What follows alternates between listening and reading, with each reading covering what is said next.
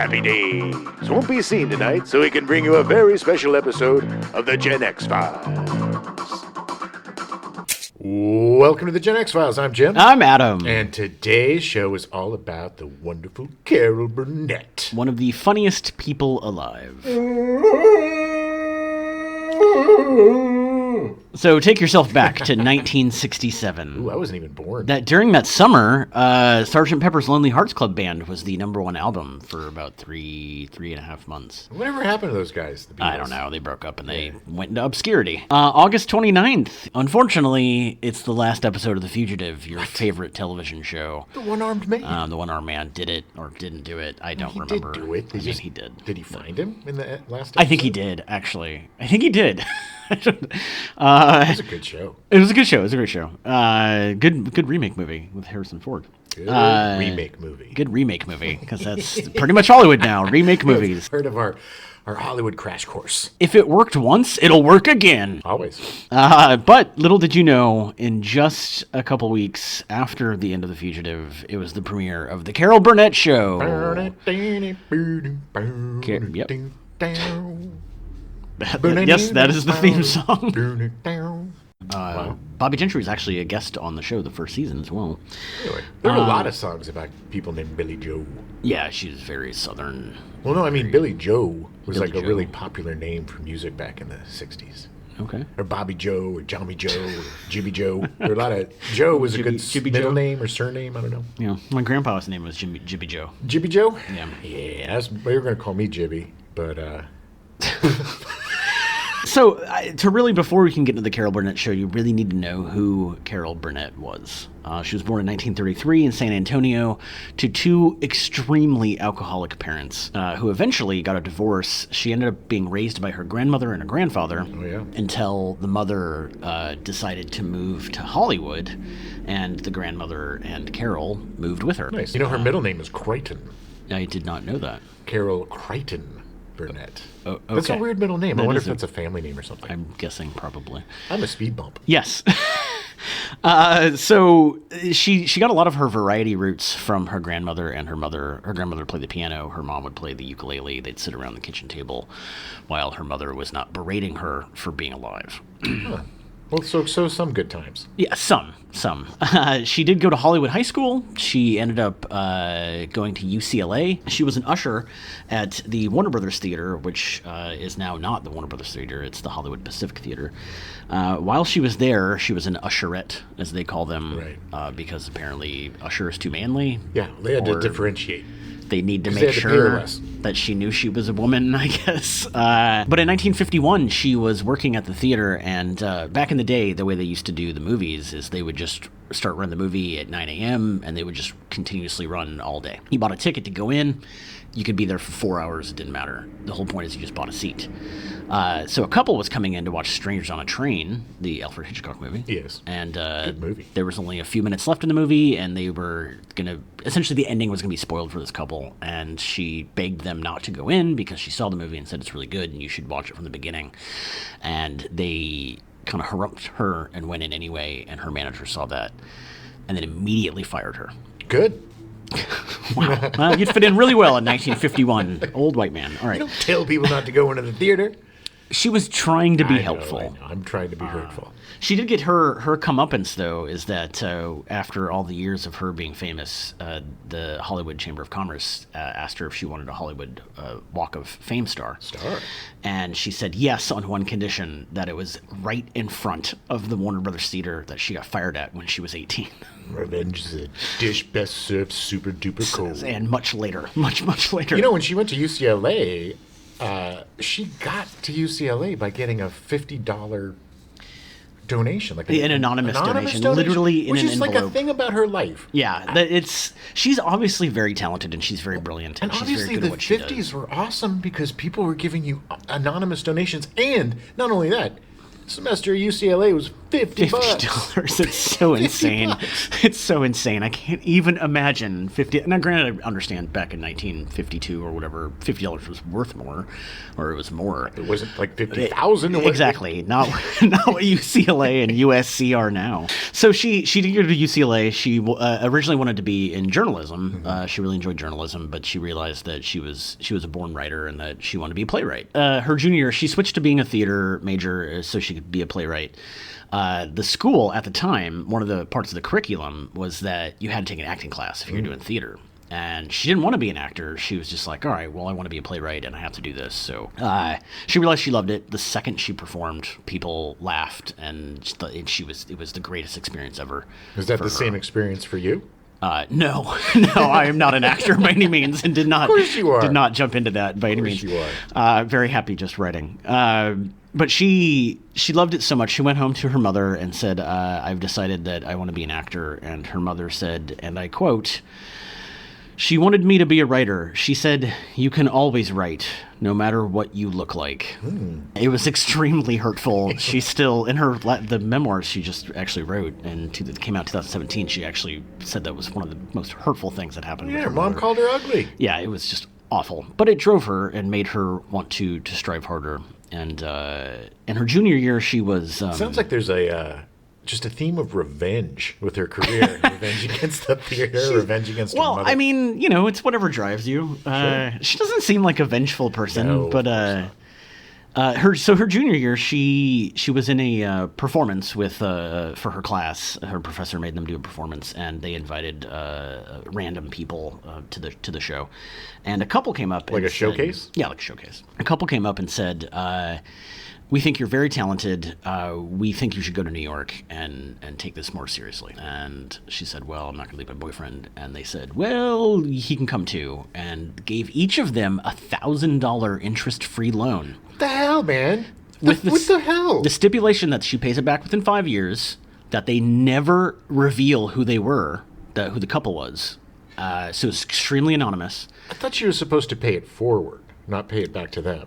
She did. That was the other stipulation. Yeah. The third stipulation was that if she became successful, she had to pay it forward and help other people, nice. Which she did throughout her career. Oh, yeah. Like Vicki Lawrence being on the Carol Burnett Show. Vicki Lawrence literally wrote her when she was 17 and said, "I look like you," and then got on the show. Nice. Yeah. As her stunt double. Yeah.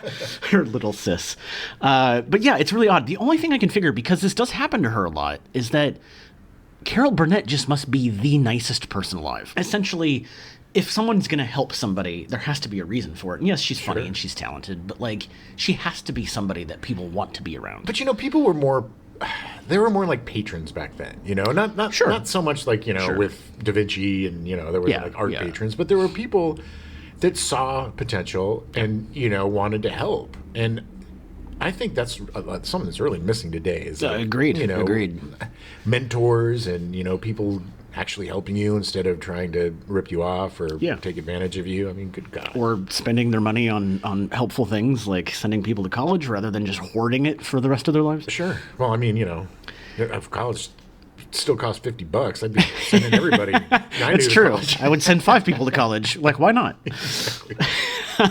So they literally left college. They left UCLA. I don't think she ever got a degree. I think she took off. She went to New York. You think it was a mistake? Yeah, I think she regrets it greatly. She could have gone really far with that degree. So she was living in a place called the Rehearsal Club, which was back in the 50s. It was in all women's dorm, essentially. What an awesome name! Kind of a boarding. Yeah, it's really weird. A boarding house for women who were very serious about becoming an actor. You can't see, but Adam's making. I'm doing air quotes. Sorry. Yeah, this happens now. Well, wait, but what are the quotes for? Are you saying it was like a brothel or something? No, not at all. Not at all. It's the fact that this doesn't happen anymore. If this happened now, it's totally somebody scamming you. Sure. It's like, yeah, you're going to live in a commune, which means you live in a same room with 10 other people that one person should be living in. Right. And you have to share one bathroom with an entire building. But back then it was exciting. Yeah, back then it was great. And they would do showcases, and back then they would invite big stars and agents, and the big stars and agents would actually show up. One of her shows, Marlene Dietrich was there. It was just crazy to me that that worked. Oh, yeah. Well, I mean, that's why people still do showcases today, which don't work. You know, something really funny about when she was living there is when she was a little kid, she invented a twin sister. Yeah. And when she was living in the rehearsal hall or whatever that was called. Rehearsal club. She said she had a twin sister, and she would change clothes, run down the fire escape, come back in, and be like, "Oh, I'm her sister, Gilliman's," and I forget what the name was, but people totally believed it. And then she just got exhausted, and then she got bored and exhausted, and then her twin sister just disappeared and never came back, and nobody really asked any questions. She's so weird. It's awesome. She was so fantastic. I mean, entertaining is in her blood. She can't help but do it, and so of course from these showcases in New York, she end up getting cast in TV shows, Broadway. Won a Tony. She literally never stopped working after that. She was in TV specials. She became really good friends with Lucille Ball. Oh, yeah. Like, she was on the Gary Moore show for a couple years. She did The Twilight Zone. She was just in a huge amount of TV specials and various things. She was on Password for a long time. Back in the day, everybody had a variety special. If you and I were alive back then, we'd each have our own variety special, and they would be amazing. But yours would be amazing. Mine would be awful. No, yours would be great. It would be edgy. It would be edgy. That's true. No, but there were certain people that were on every variety show, like Paul Lynde. Paul Lynde and her, and Milton Berle, and there were mainstays were there. And she was always. It's just a stellar performer, solid performer. Yeah, always. She did not have off days. She was always very quick and very entertaining. I mean, at the end of the day, it wasn't long before CBS came calling and said, "Hey, we need to give you your own show." Oh yeah, that was around 1967. 1967, she started her own show, and she did something. I'm not sure if it was probably done before. But she would start every show by taking questions from the audience. She learned that on the Gary Moore show. And it was adorable. Like, that's one of my, when I was a kid, that was one of my favorite part of the shows, because she was so funny and so personable. Yeah. And if you watch it, and everybody probably knows this, open secret, but if you watch it, she plays with her ear and tugs on her ear a lot. Mm-hmm. And that was her secret code to her grandmother. By saying "I love you." Yeah, at the end, her grandmother was alive for the first couple seasons and then passed, but she always did it to commemorate her grandmother, because her grandmother was a much better person than her mother. Her father. Yeah. Her grandmother never called her ugly to her face. Just behind her back. She is a beautiful woman. Is that Mama Cass? That's Mama Cass. She did not like to be called Mama Cass, and she was always credited as Cass Elliot when she was by herself. She was on the show a number of times before she passed. Wow. But she hated the name Mama Cass. Well, she was pretty young. Yeah. I mean, true. They started calling it when she was like 20, so it's not. I mean, she got a lot of bad breaks, that one. She was amazing voice, though. So in 1962, Carol Burnett, by that point, had been on the air for a good 7 years. She had been doing TV and stuff, random spots, sitcoms, TV shows. She signed a 10-year contract with CBS. Wow. Meaning she was required to do 2 guest appearances in 1 special year. That was it. They gave her an annual salary. I don't know how much it was. Haven't read that. $75. I probably, considering, it's 1962. But the best part about it, and this is how savvy of a businesswoman she is, she had a clause that within the first 5 years, if she quote-unquote pushed the button, she essentially made this clause happen where she have to be offered 31-hour variety specials. And she would get paid regardless if they said yes or no. Wow. And so the last week before the 5 years was up in her 10-year contract, she said, "I want to do a show." The head of CBS said, "Hey, we have this great sitcom you want to do." And she said, "I don't want to do sitcoms." And so they were literally forced to the Carol Burnett Show. Wow. She's a savvy businesswoman. Yeah, it was brilliant. And because of that, I mean, the show then immediately ran. They had a huge hit and immediately ran for, 11 years. Oh, yeah. I just don't know if there was a woman heading a sketch comedy show before. No, I don't believe so. I mean, Lucille Ball obviously made Lucy. Waves. You know her Lucy, well. yeah. Oh, Luce. Oh, Luce. Oh, know. But and obviously by the evidence by the fact that Lucille Ball and Carol Burnett were very close. They became very close. Yeah. The first season started with a supporting cast of Lyle Waggoner, Harvey Korman, and Vicki Lawrence. Lyle Waggoner. It's weird. I loved Tim Conway and Harvey Korman. I thought they were the funniest guys in the world. But there was something about Lyle Waggoner that I really liked. And he wasn't like the funniest guy, but he was funny. Yeah, he was tall and handsome. It was just something about seeing a leading man being funny. I don't know what it was, but there was something about him that really affected me watching that show. I love the other guys more, but there was just something about Lyle Waggoner, and what a neat name, Waggoner. Well, it's one of those. It's like you look at him and you're like, you shouldn't be this funny. No, like you already have the good looks. Like, what are you doing? And he wasn't. He was an announcer. He started off as the announcer, and then they started putting him in sketches and stuff because he was so dreamy. But the greatest thing about him is that after the show ended, instead of trying to pursue acting or I'm sure he did voice and stuff after that, he started the Waggoner trailer rental business. Oh yeah. And you can't go on a set. A little more inside baseball for you. Here we go. You cannot go on a set without these Waggoner trailer wagons. Now, they're crappy little wagons for the lesser stars. Sure. But look, they have a bathroom. They have like a little waiting room. And they're nice. But that guy, I'm sorry that I have to totally crap on things all the time. But I don't know why. What's wrong with me? They're so great, but bad. No. But what? That guy took a successful career, pivoted, and dominated the market on something else. It was just a brilliant move. He was a successful person, whatever he put his mind to. I liked Lyle Waggoner for a reason.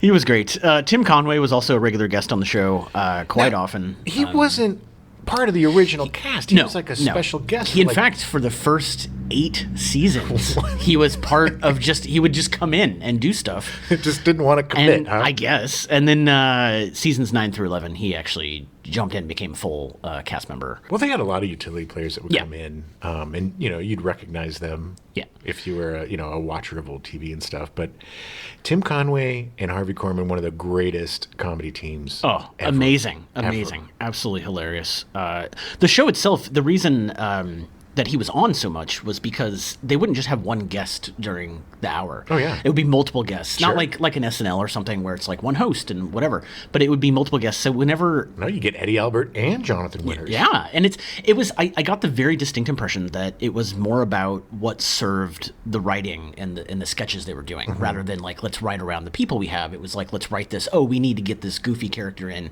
We'll call up Tim and have him come in and do it. Right. That being said... There were an insane amount of guest stars. Oh, my God. And just the first season. Okay, I'm going to throw some names at you. I'm going to have to take a deep breath because this is a long list.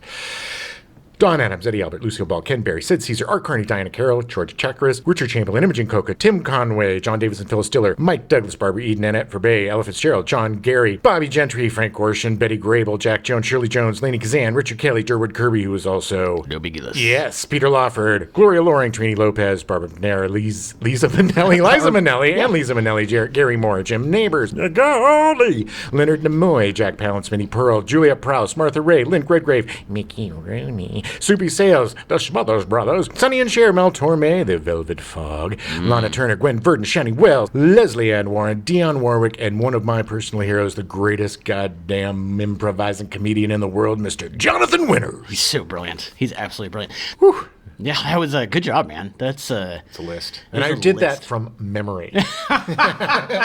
Nice. Yes. Well, you did have to read it 8 times. So No. You don't understand.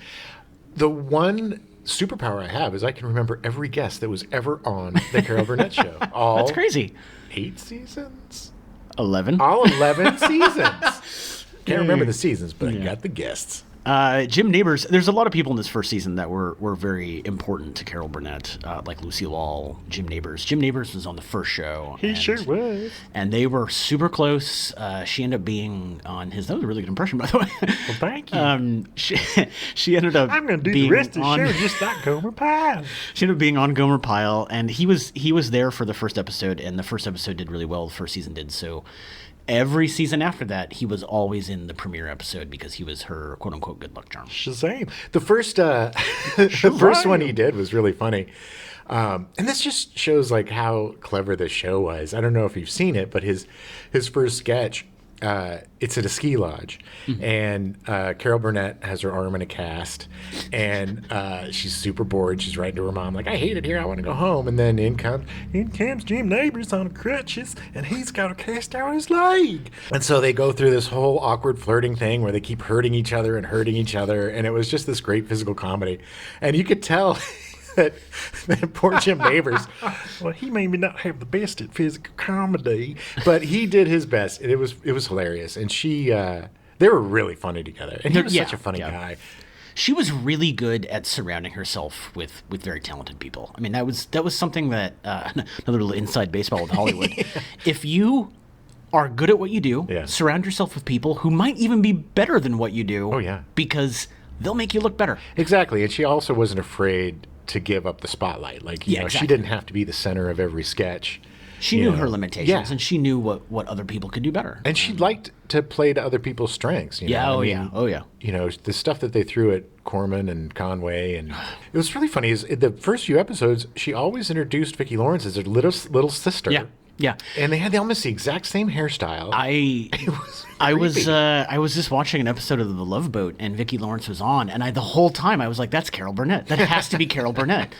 But it was also like, you know, a little time after this. But like and that's the funny thing is Vicki Lawrence became a member of the show because she was 17. She was in a band, and she contacted Carol Burnett and said, "I look just like you."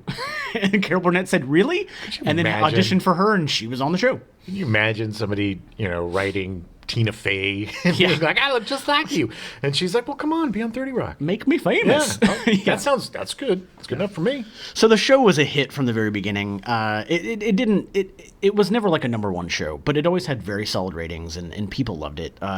CBS realized after the contract, they realized that the show was big and that they needed to support it. So every time the show would start to lag a little bit, they would change the time slot. Over the course of 11 years, the time slot changed like 4 times, going from like a Monday to a Wednesday to a Sunday. It was so groundbreaking because I don't think anybody was really doing, you know, as much parody. No. As you know, they were parodying film, TV, commercials, soap operas, and they would do sketches that would just last. You know, they'd go to commercial and come back, and it was just this epic. And it wasn't like, apologies to Saturday Night Live, but it wasn't, you know, the same kind of filler crap. You know, that, okay, we're going to have to make this thing 10 minutes, so let's beat this dead horse for 8 minutes of a 2-minute joke. They really, to their credit, they really kept it going, and it was really funny. And I think it was the vaudeville roots. Yeah, the theater. Yeah, like they understood how this worked. I mean, it's a theater thing. In vaudeville variety, like that's something that just SNL doesn't really have anymore. They mostly pull now from like stand-up comedians and things like that. Well, there was so much competition back in the day to be on stage and to like, you know, out-goofy each other, and just like the energy and the... Yeah, you had to be sharp. You had to be on top of your business. Yeah, and physical comedy was extremely popular back then. And, you know, and I don't know, anybody who does, you know, they make it look easy, but physical comedy is not. It's not. It's hard. It is very hard. Just watch Jim Neighbors and that for... I tried my best. The show was extremely marketable to the point of, in 1977, the show hadn't even been canceled yet, and CBS repackaged all of the sketches into a half-hour show called The Carol Burnett and Friends that started running in syndication during the day. Right. Since That's what I probably watched. Right. I mean, we did watch the night. I specifically remember my mom really liking Carol Burnett, and for some reason, to this day, Carol Burnett reminds me of my mom. I mean, they got that same kind of like, I can see that. You know, they're skinny and they're pretty, and my mom is really funny. I don't know if she really realizes how funny she is, but she was always really funny. And I don't know. I mean, growing up, I always had a special place for Carol Burnett because, you know, it was kind of like, you know, being a latchkey kid and everything. Yeah. It's like, man, I got to spend time with a, you know, surrogate mom, going into some deep psychological things. But no, I mean, you know, but totally. But that's part of her likability is that, you know, I'm sure you weren't the only person that was like, oh, she reminds me of my mother. Well, my mom was going to be an actress. Like, oh wow, I didn't know that. You know, when she was in college, she studied acting, and oh really? That's kind of like she got me going as a kid. Well, that would explain why you're here now. well, that and a lot of alcohol, I think, is what got me here. So in 1978, the show had been running for 11 years, and Carol decided that the show was still popular. It wasn't as popular as it was before, but she had decided she wanted to get out of it and kind of go into more movies. She had 11 seasons is a good run. Well, yeah, and she had done Annie, and it was relatively successful. She much later, she did my personal favorite Carol Burnett, Noises Off, which is a fantastic play, and the movie is so phenomenal. John Ritter's in that, right? Yes. Yeah, yes. That's a very funny movie. It's so good. I mean, there's a lot of people in that movie. It's such good. She's so fantastic. And very good physical comedy. She plays the maid, and she's so much falling down and pants falling down, all that stuff. Hilarious. And also the, what's it called? Four Friends? Or I'm not sure. It was Alan Alda. Oh, yes. And, and Carol Burnett. And it was a really good movie. Mm-hmm. And it was more of a dramatic. I mean, it was it was a dramedy, I guess. Yeah. Different seasons or something? Yeah. I don't know what the hell it was called. But but it was good. And but it was a really good movie. And she stretched. Yeah. It was something. It was a different way for audience to see her because, there was a lot of things going on in the movie where like one of their friends gets divorced and brings this young girl. And, it's like all the, I think Rita Moreno was also in it. Oh, okay. And they were hilarious together. So anyway, check that out if you can figure out what the name is because I certainly can't. Hey, computer, what's the name of the Carol Burnett and Alan Alda movie? Sorry, I don't have an answer for that. Computer blows. The point is that she was stretching her acting ability. She wanted to show she was into that point. Right after she got off, a few years after she finished Carol Burnett and Friends, she was offered a part on All My Children, her favorite soap opera, and played a recurring character for the next 12 years. That is so awesome. She loved the show, managed to get on the show. She played it for so long. Managed to get on? Like, she snuck on the set, and they're like... Well, I'm assuming the producers are all like, hey, Carol Burnett wants to be on the show. Okay. Nope. Not on my show. So. She's not a soap opera actress. Not famous enough. But even that being said, while she was doing that, much like most of her career, she couldn't stay away from sketch comedy. She started Carol Burnett and Company in 1982, trying to get people. It ran for a couple years. She did multiple specials. The one with Robin Williams was really great. Mm-hmm. She just can't help but work. Like she's so good. And to that point, I keep saying that. That's like my catchphrase today. It is. She has won so many awards. She's won numerous Emmys. She's won numerous Golden Globes. She's won multiple Peabody Awards, which one of them... Is that for time travel? Yes. The Sherman and Peabody Awards? Yes, she was able to time travel. It was like the first award she ever won was a Peabody Award for like a special performance in 1955. Wow. Special performance. Well, she also would show up on like... Law and Order SVU and like different, playing these really dramatic parts. You know, I mean, the range she had, the talent she has. I mean, yeah. She's still out there. Amazing, and she's still working. Yeah, she was just the Mad About You reboot thing. Really? I know, but she played the mother. Well, there's one reason to watch it. The only reason to watch that. I was kind of hoping, on my research, I was really hoping that Carol Burnett had gotten the EGOT, but unfortunately, she's never gotten an Oscar. She's just egged. She's just egged. Although... super unimpressive. Although, to make up for that, last year, the Golden Globes literally named an Achievement in Television Award after her and gave it to her as the first recipient. That's pretty sweet. It is the Carol Burnett Lifetime Achievement in Television. And it'd be a sick burn if they gave it to somebody else. Oh, sorry. Yeah. Well, you were nominated, Carol, but Sorry, it was just the Carol Burnett Award for Achievement in Television at Lifetime. So they gave it to Fran Drescher. Yeah. Well, I'm curious to see who gets it after this, but maybe you. Probably not. So yeah, she's been acting ever since. She's still kicking. She's still doing great stuff. She is still kicking. She's Yes, thanks, Jim. Thanks for pointing out. She's 87, I think, right? Yeah, 1933. So yeah, she'll be 88 this year. She's also done so much charity work. You know, she's been fighting addiction. Yes. She's been AIDS charities. You know, anything. She had a lot of tragedy in her life as well. You know, she lost her dad to alcoholism. The year she moved to New York. She moved to New York. Her mom was an alcoholic. Her mom was abusive, extreme. I mean, she told her she was too ugly to be on TV. I mean, that's Jesus. Not a nice thing. One of her sons died from I think from drugs. Drug abuse. So she drug and alcoholism. Yeah. And she turned that tragedy I don't want to say positivity, but she used her pain to help others and to help champion the causes of things that hurt her friends and family. She kept trying to pay it forward all the time. All her good luck, all her good juju she's always constantly trying to push it forward. Well, I think that's something that's so amazing about, somebody giving her $50 for college and then giving her boyfriend a couple of grand to go to New York.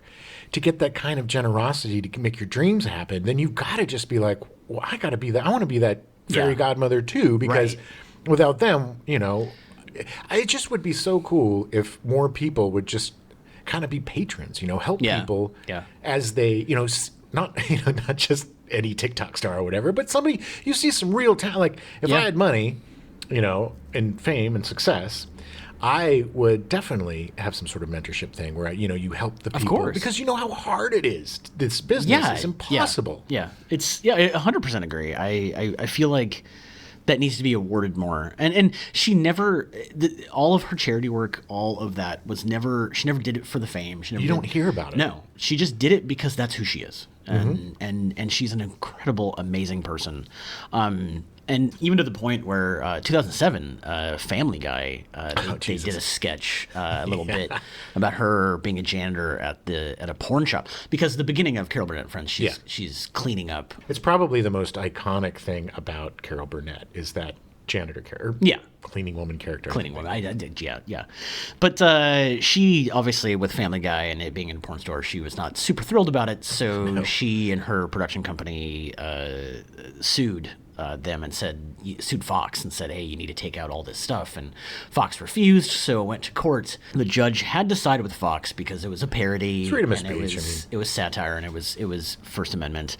But he did say, and my absolute favorite thing, he did say he agreed that the portrayal was crude, but stated that the character Burnett created was far more creative than anything the Family Guy team could come up with on their own. I agree with his decision, and I agree with his statement. It's just very ironic that for her having a sketch comedy show that dealt with parody and satire, for the judge to literally be like, this show that also does parody and satire is terrible. Yeah. Well, I mean, compared to her show. Yes, because it was brilliant. It was Family Guy's lazy and sad. It's just a testament to Carol Burnett. Or her lasting appeal that she's still being parodied to this day. Yeah. And that character is still being parodied to this day. I'm guessing in 2007 there were not a lot of people watching Family Guy that knew what the hell was going on with the janitor lady on the screen. Well, anybody over 30. Yes. So let's go to a promo. Then we'll come back with our interview with the amazing Jessica Amal. Yeah, I'm very excited. Let's do it. Our very, very, very special guest today is our great friend Jessica Amal. She's an actor, comedian, writer, director, producer, mom. She's everything that you want in a person and more. Welcome, Jess. Hi, thanks for having me. Of course. Yeah, thanks for being here. Well, we thought when we were doing our Carol Burnett show that we wanted to talk to one of the funniest people we know, which is you. And knowing you for so long, I know that Carol Burnett kind of had a pretty big influence on you. Yeah, she did. Well, if I'm speaking honestly, the person who had the biggest influence on me was Lucille Ball. But I would say probably second to that is Carol Burnett. For me, that was kind of my first experience with sketch comedy, the Carol Burnett Show, because it was on before Saturday Night Live and all that. When I was home as a kid sick, that was like one of the best things to watch. Like, was that one of your first sketch shows? I think honestly my first sketch show was in Living Color. Very different from Carol Burnett. Very, very different from Carol Burnett. No, she's awesome. I love that she talks to the audience at the beginning of the show. Oh yeah. It's just like has such a personal touch. And she's so good at it too. I mean, that's not something that's easy to connect with an audience. She's so natural. Like, she just makes it happen. I don't know. It's not something you can learn. It's just something you have inside of you. Yeah. Yeah, she's right. Likability is not something that you can learn. No. As I know, I've been trying for years. Yeah, she just like I just love her quick answers. It just like she's just so funny. Did you like one of my favorite things was when they would break, and they would make each other laugh. I've always loved that. I don't know why. And when I did sketch, I would always try to do that to make the other person laugh. Because I don't know, I just think I know it's super unprofessional, but it's also hilarious. And that was like, it was so good. It's super unprofessional, but all of the comedians, everyone does it. Everybody does it. Like, you're trying, because that's your best audience, is the person right next to you in the scene with you. Oh, sure. I think you made me crack up a lot when we were on stage. Yeah, it's like, it's so funny to do. And it's so hard when you crack up. Because I find it, for me, like, if I'm cracking up, it's so hard to get back in the scene. Like, oh, yeah, you can't put the horse back in the barn or whatever. Lose your way, yeah. Yeah. Jess has been doing sketch comedy forever. And do you have any memories of, just completely losing it on stage? Yes, but I can't think of any specific example. You've been a writer and a comedian and an actor. You've been an actor. What got you into comedy? Like, when did you realize you were so funny? I think, definitely in college is when I really discovered that I much rather do a comedic scene than do a dramatic scene, which I could do dramatic scenes, but just wasn't as satisfying, I guess. Like, it wasn't as, like, I don't know, it didn't really, like, grab me the same way as comedy did. Well, I think comedy, look, I know this is a cliche, but, comedy is harder than drama. Yeah. When you were little, did you have, like, little voices and stuff? Did you have tricks to make your parents laugh and stuff? Oh, yeah, and it's funny because my cousins came over yesterday with some home videos, and we watched, we watched my first communion, and I looked at the camera and I said, I don't want to see another camera in my life. And then, like, we're at my grandma's house, and I am just, like, flirting with the camera, like, waving to it, and, like, just being so goofy. Nothing's changed. Nothing's changed. Nothing's changed. You've done a lot of stage. You've done a lot of, television, film. Do you prefer being in front of a live audience? I prefer it. Well, I love doing camera stuff. I think there's something about being in front of a live audience that just really, like, gets exciting. Just hearing them laugh and react to you on the spot. It's just like, oh yeah, they like it. Oh, I'm gonna really milk it now. Oh yeah. Like, yeah. Whereas, like, I like being on set too, but it's not this. There's, like, you miss that element. You miss the like the craziness. You miss, like, the spontaneity. Yeah. I think one of the most gratifying things about doing sketch or improv is when you just make up a different line or something, and it hits so hard, that people can't stop laughing. I don't know if there's a better feeling than that. That's the feeling, right? Yeah, that is the feeling. That's, like, why I keep doing it. That's why I'm like, here I am, like, battling cancer, and I'm just like, oh, I can't wait to film this sketch. Like, you've been doing sketches all through this, which is amazing. It's and really funny work too. It's like, thanks. For somebody to be, what you've gone through during this whole lockdown is insane. Yeah. And it would a normal person would crumble, and you've just gotten stronger, and you're still putting out really funny, great work, and it's just a testament to, like, how strong and crazy funny you are. Oh, thanks. It's like, it gives me something to be motivated about and excited for, and gives us something to be excited for. It's your stuff. Yeah, hell yeah. You got not even a toddler, just a baby. She's almost one. Yeah. Your daughter. Yeah. I know, she is almost one, and she's, like, on the verge of walking. She's like, oh no. She stands and she balances it for a long time, and then she falls on her butt. She's hilarious. I think she realizes that she's like really close to walking, but doesn't have the confidence yet. You know, she's like, I'm just gonna fall. She's probably the cutest. I will say, with no equivocation, that she is the cutest baby I've ever seen. Yeah.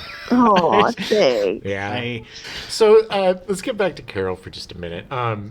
Yeah. She did parodies, you know, and it was just something I absolutely adored to this day. It's like, you give me a parody, I'm in heaven. And did you ever see her Gone with the Wind parody? Went with the Wind? Yes.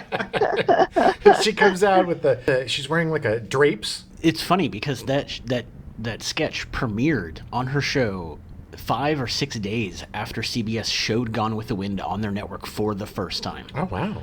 Oh, so that's hilarious. she specifically wrote it to make fun of it because CBS was showing it.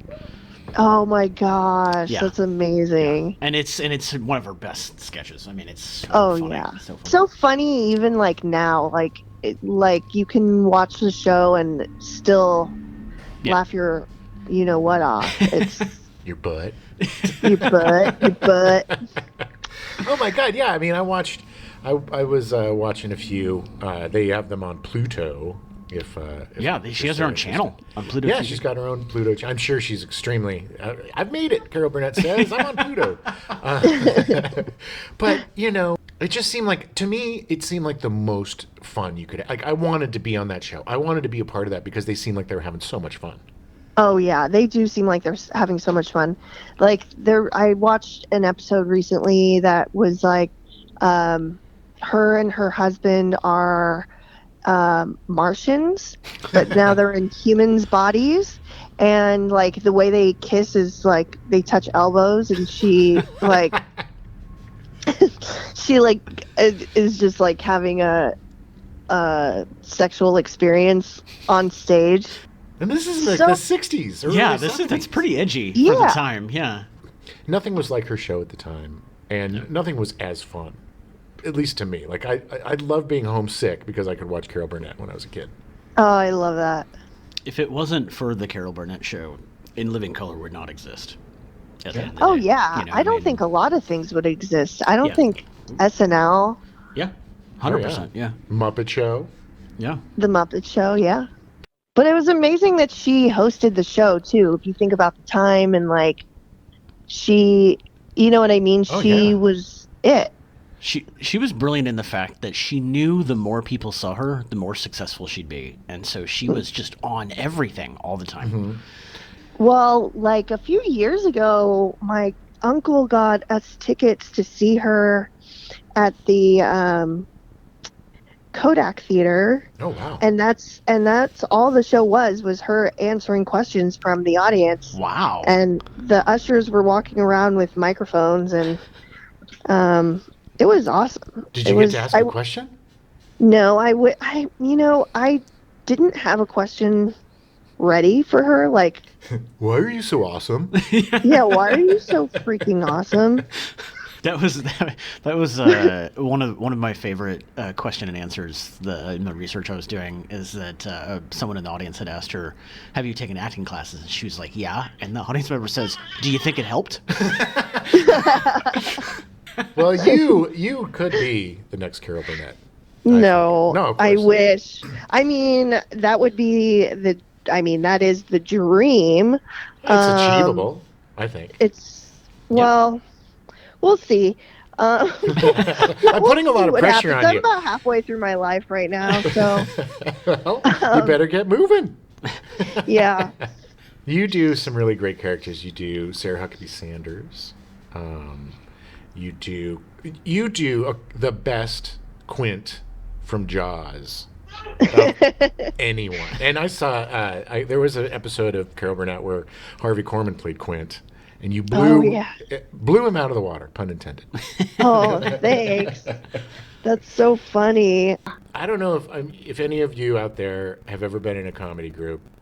If you want the most drama in your life, join a comedy group. Yeah. Right, Jess? Oh my God! I think I got cancer from somebody. Because what the fuck? That drama was Oh my god! thick. Well, yes, every single group I've been in, without exception, there's just been so much drama. Probably the difference is getting paid probably makes it easier to work together. Yeah. You can hire real professionals. Right. And, you can go home and, pay your bills. But there's nothing worse than being in a comedy group.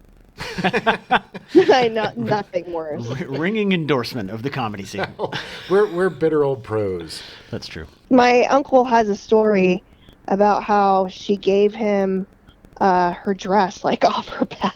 Really? What?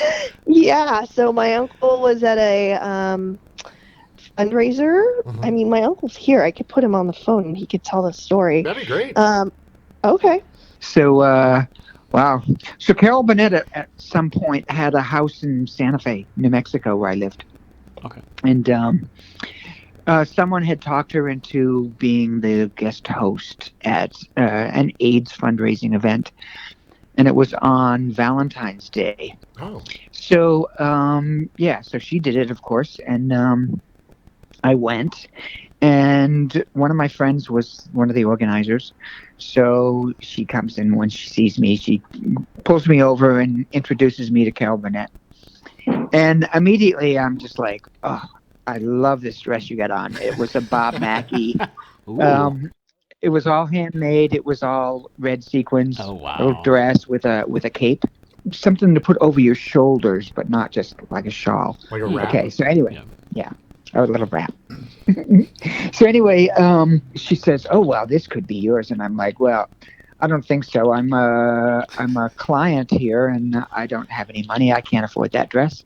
It's beautiful." She goes, oh, "Okay, well, we'll see." And then, of course, she gets introduced to somebody else and drifts off into the crowd. So a little while later, she's up on stage talking, and she's talking about losing friends and how it's been difficult for her personally, and just telling her own story.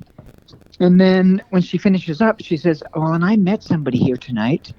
Let's see, what was his name?" And she comes up with some name, and I jump up and I say, "No, it's Dana, it's me." She's like, "Oh yeah, it's you. Come on up on stage." So I go up on stage with her, and she said, "My friend Dana here really likes this dress, so who wants to help him buy this dress? We're going to auction it off."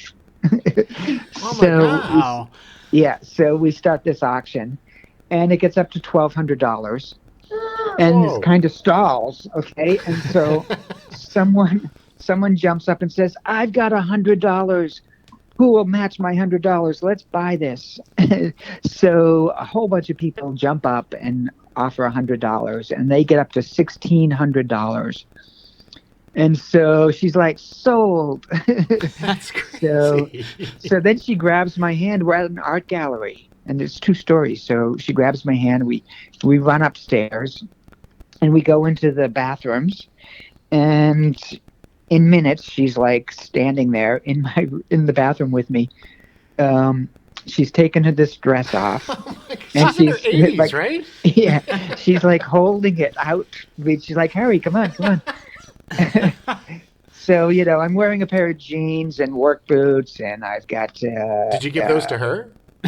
Yes. You She did? puts on my jeans, not my work boots, okay, but she puts on my jeans, and I have this blood red, long-sleeved flannel shirt on, and so she... and a wife beater T-shirt, and so she puts those on. Oh my God. And then she grabs my hand again. We go running out of the bathroom, and we go down to the stairs, and someone's talking, and we're just kind of around the corner waiting. And she says, "Oh, you need earrings."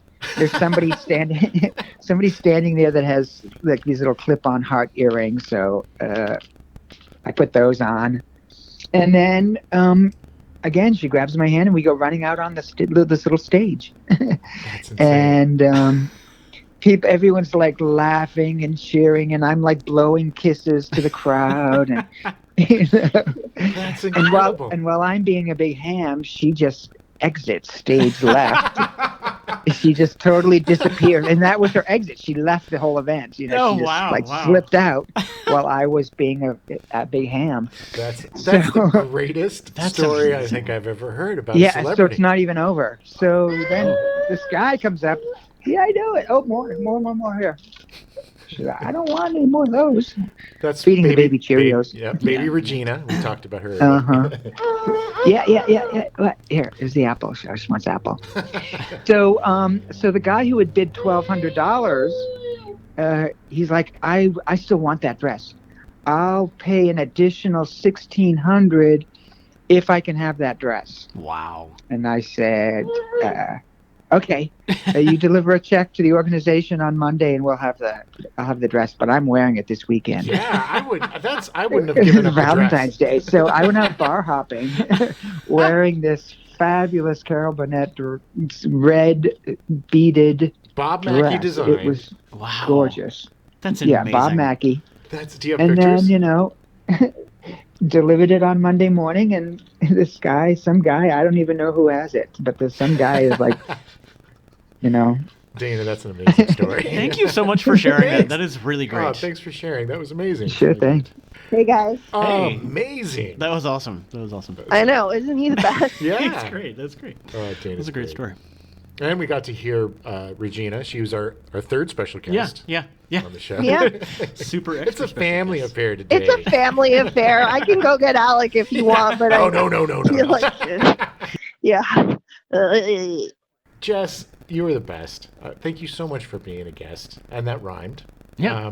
Thank you for coming on and taking time out of your day and being away from Regina. And yeah. Appreciate it. Thank you so much for having me. I love you guys. Yeah, love you too. Yeah, so really, honestly, Carol Burnett, I will flat out say the world is a better place because of her. Yeah, no argument here. There's a lot of comedians and performers and entertainers that would not be here if it wasn't for her and her show. And pushing the envelope and pushing those boundaries of what you can do and being likable at the same time. She's just a success story that is truly Hollywood and truly deserved. And I'm so happy that she's here and that she's still in Santa Fe giving away dresses. Still, in your words, she's still kicking. And yeah, what an amazing story, by the way, that Dina told. Yeah, that was we great. got lucky on that one. Yeah, that was great. Little scoop. So just like us with Carol Burnett, we were so glad that we had this time together. Oh. And we're going to go out with I'm tugging my ear. Yeah, you can't see me, but I'm tugging my ear right now. Telling his grandma he's going to kill her. Wow. All right, thanks for listening. All right, we're going to jump into some more music, and then we will go heavily into, wow, that sounds terrible. Let's go deep into the Carol Burnett. We now return you to your regularly scheduled programming, Charlie's Angels, already in progress.